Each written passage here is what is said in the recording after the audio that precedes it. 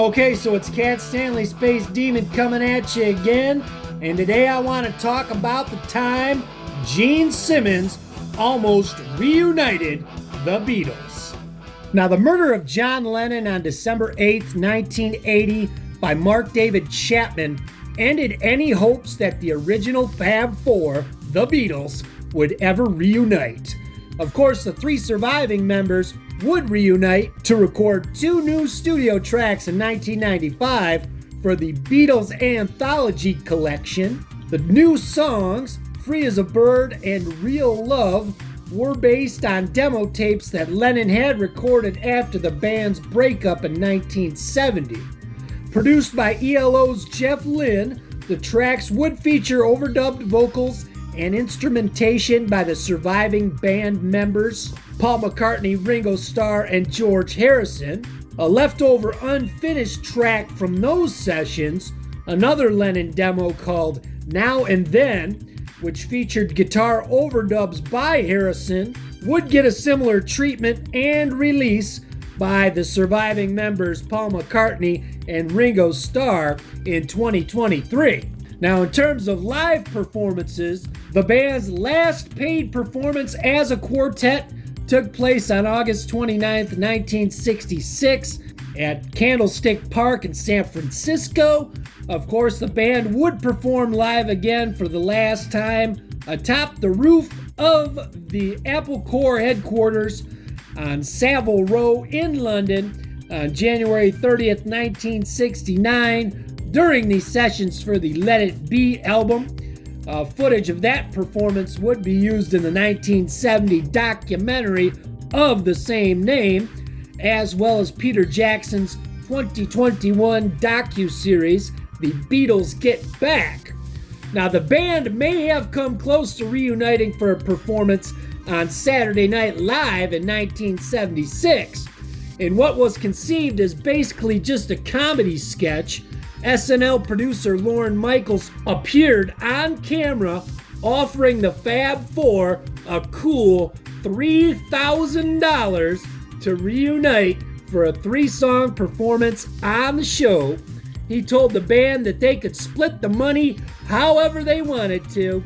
If they wanted to give Ringo less, they could do that. And of course, the big joke of the sketch was the fact that no one really believed that a band of the Beatles' magnitude would reunite for a live nationally televised performance for the paltry sum of $3,000, even adjusted for inflation. But as legend has it, John Lennon was watching that night from his home in New York City, and the following week he would be visited by former Beatle bandmate Paul McCartney, whom he'd told about the offer, and the two entertained the idea of heading to 30 Rock and taking Lorne Michaels up on that $3,000 offer. Years later, Paul McCartney would say this about that SNL $3,000 offer. So John said, "It's a who?" I'm not going to try to do the accent. So John said, "It's a hoot. You know what would be great? We can go down there now. It's only around the corner. We should show up." For about 5 minutes, we were going, "We've got to do it." Then it was like, "Are you kidding? Let's stay in and watch the show. Stay comfortable. If we go down there, it's going to be crazy. It would be a great story, but we decided against it." So here Lennon and McCartney had considered heading on over to 30 Rock. It was just around the corner, but they decided it would be a madhouse. The Beatles came walking in, the place would go nuts, and they said, "Hey, screw it, we're just gonna chill out here and watch the show at home at John's place." But in 1978, when Hard Rockers Kiss decided to take a break from their relentless recording and touring schedule to allow the individual band members to record solo albums, bassist Gene Simmons had his own idea about a Beatles reunion. He wanted to try to reunite the Fab Four, who were a huge influence on him as a young musician. He wanted to get them to sing on his solo album.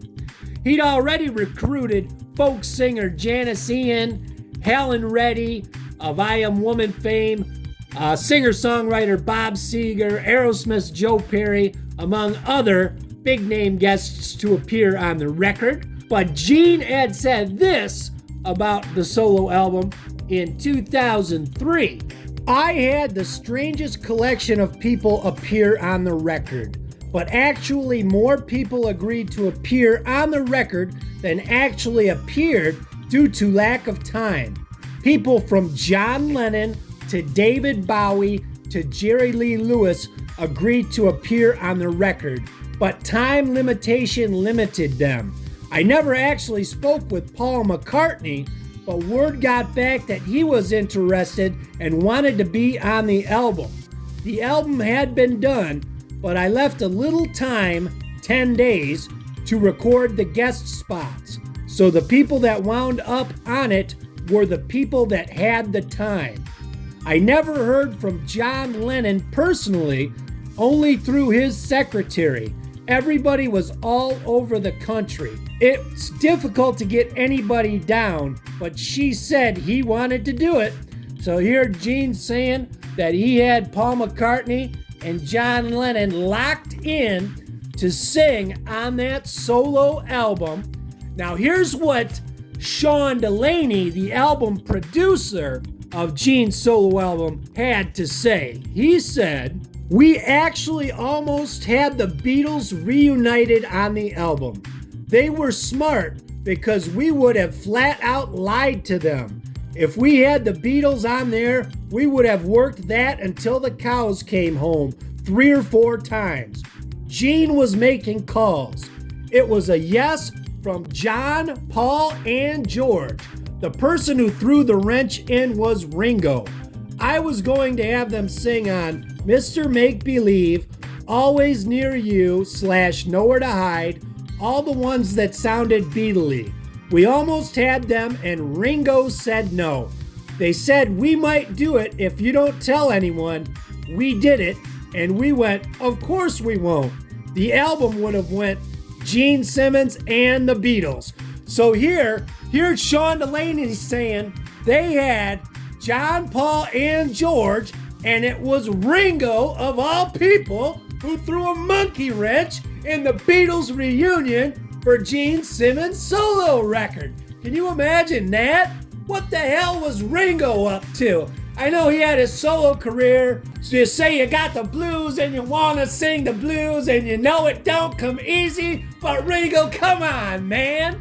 You couldn't get it together to sing on Gene's solo record? He must have still been pissed off about that joke Lorne Michaels made about giving him less money to do the Saturday Night Live gig. But it's pretty fascinating to me to think that Gene Simmons almost had the Beatles reunited to sing on his solo record, and it was Ringo, of all people, who put the screws to it. But it's funny to hear Delaney say that they would have flat out lied to the Beatles. It would have been like, oh, we'll agree to sing on the album, but you can't tell anybody. You got to promise. Oh, no, we won't tell anybody. And then, of course, they would have played it up to the hilt.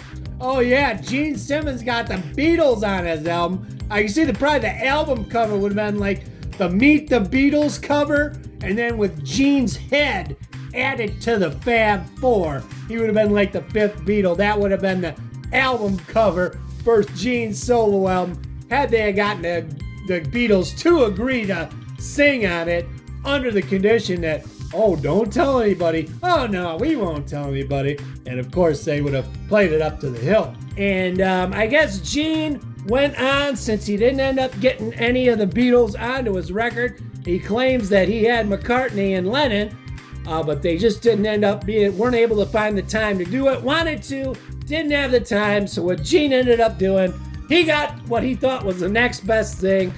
He got a couple of guys from the touring group Beatlemania, the Beatles tribute band, sang back up on those Beatlesque tunes on the record. But that's the story.